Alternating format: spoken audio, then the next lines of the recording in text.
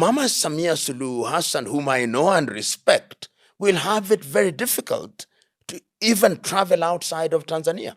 It will not be easy. In the history of any country, whenever there has been death, it is never the same again. The age of innocence is gone. And people have been questioning in terms of the people in leadership and questioning that we need to have conversations. But then the people we expect to have conversations with are actually the warlords. Divide them, keep them weak. Wherever we're gonna die, I don't care. We need our country. We need our country. We need our freedom. We need our freedom in my country. Why are you killing us? We tired of what the and dominate them. That is what is happening to Africa. And that is how you see the United States of America behave that way. The European Union behaved that way towards Africa.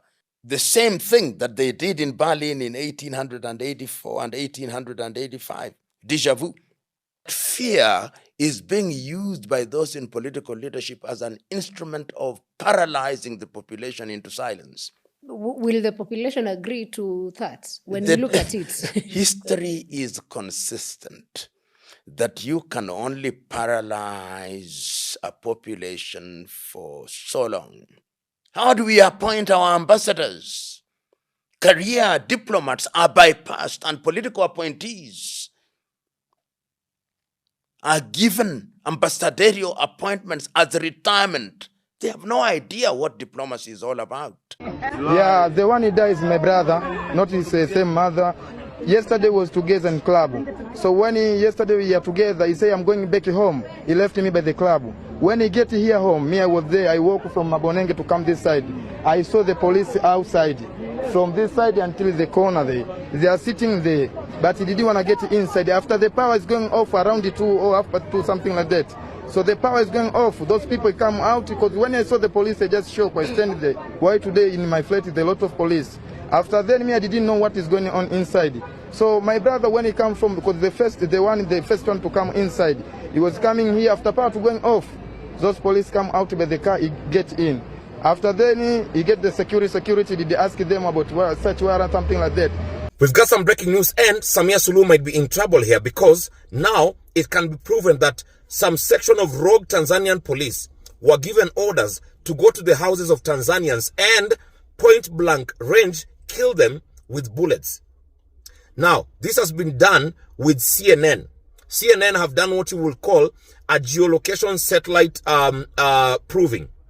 They have proven that the videos which were circulating online about the police from Tanzania using brutal force against its citizens at night when there was no lights, there were no internet, they can now prove that these atrocities actually happened. And the Tanzanian massacre is true. This may land Samia Suluhu in problem. Welcome back, family. Today, many people have come across the documentary that has been made by CNN. You know, Larry Madowo is the person that is believed to be coming out and give the clear pictures of all that is happening across Africa and even at the world. And now, before we go through these documentaries, you know, we know that everything that has presented there is real. Today, when you go in Tanzania, you know, President herself is saying that the people and the media has full freedom. But in reality, there is no freedom. There is no freedom. And if there is freedom, then you don't. We have never saw any clips that have been posted by Tanzanians concerning everything that happened in that country. So, if there is freedom, then it means that everyone is happy about everything that happened in that country. That's what they're trying to mean. Everyone was happy. That's why they are so calm. They don't care. They are not worried. While we have many people today in Tanzania who are still mourning, who are still worried, who are still confused because of all that happened. Today, some are still traumatized because they don't see their own people. There are many women there who have lost their children because of the election process. So, Samia Suluhu has just come out and she banned out that no American or any other people outside Tanzania will be allowed to go and access this country. So We've been talking about the dictatorship of Museveni of Uganda. We've been talking about the several dictatorship here in Africa, the leaders, but we have come to be proved by a woman, just a lady, who among the 65 and above million people, now she has come out and she's trying to show his boldness, her boldness, that because I remember when there was a UN summit last year, and Tanzanian President Madam Samia Suluhu was trying to say that she's perfect and she can do anything that a man can do. So she has just tried to come and justify to us that she can be a dictator too. And now, Pierre Lumumba, I presented you a video of Professor Pierre Lumumba of Kenya and how she had to give out his concerns about Tanzania and everything that happened in that country, because when you go through, for you, whenever you find any country that has crisis, war, and all this, it's very hard for this country to regain its peace, its dignity, its freedom and independence. The country of Tanzania has been the peaceful country that we have ever seen. In East Africa, not only in East, but in Africa, Tanzania is one of the countries that we never saw or hear anything that concerns a crisis, violence, people going on the street to demonstrate, because the people the leaders who were there before, they never supported this. They were never in a position of making or causing anything like crisis and chaos. They were the leaders who were fighting for Ubuntu, the peaceful country, the unity, whereby we started to saw the Tanzanians like the people who are very weak. They cannot go and question the government whenever they comes out to do something. The countries and the Tanzanians themselves have been trained to live that way. They were not allowed to come out and question or go against the government's will.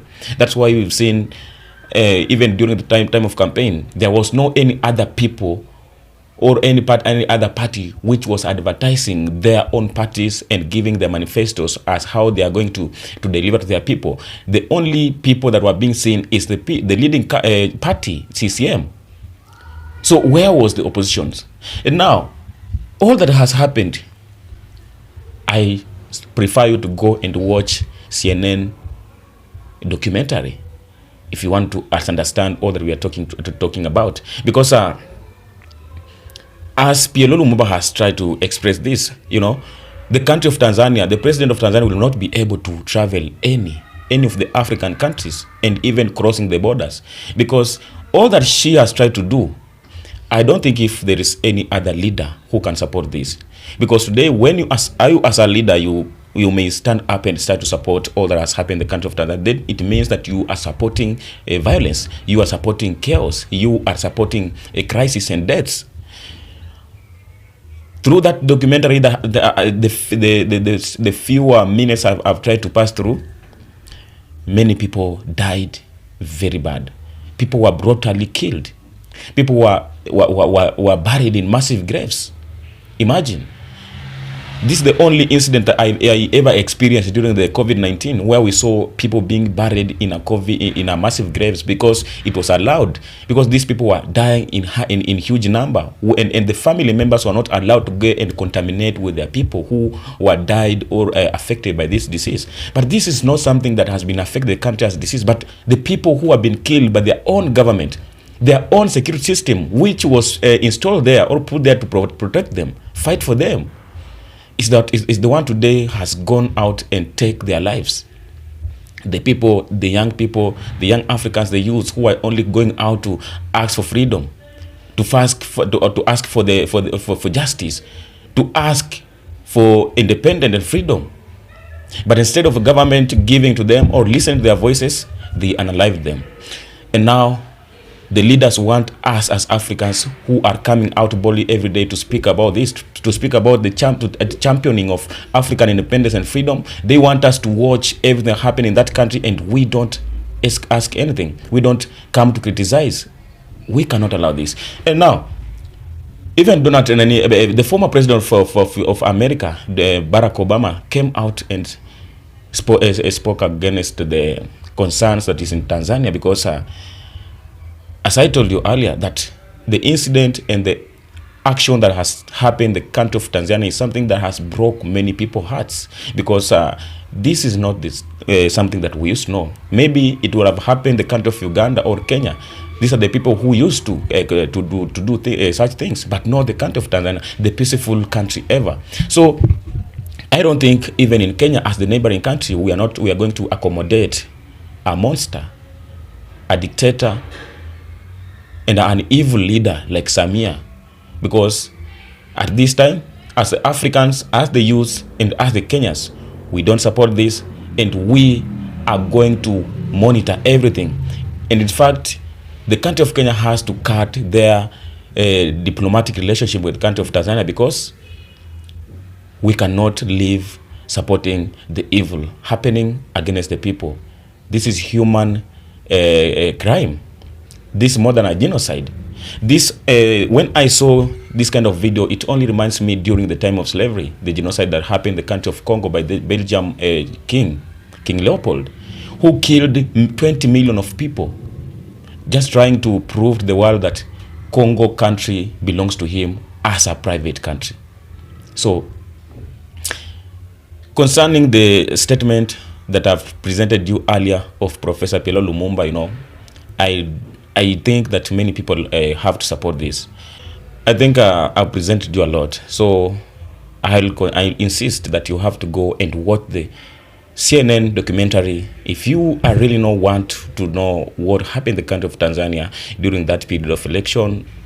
So for you to prove that all that people are coming out to speak is not something that we are just speaking, but it's something that we have to condemn, we as Africans, and not only Africans, because when we sit here watching over our people, our neighbors maybe trying to be affected and passing through all this kind of life, all that's happened today in the country of Tanzania, it can happen tomorrow in our country. It can happen tomorrow in your country, because if we don't come out and condemn all these evils, then our leaders are going to do the same, because they know that after all, we have nothing to do.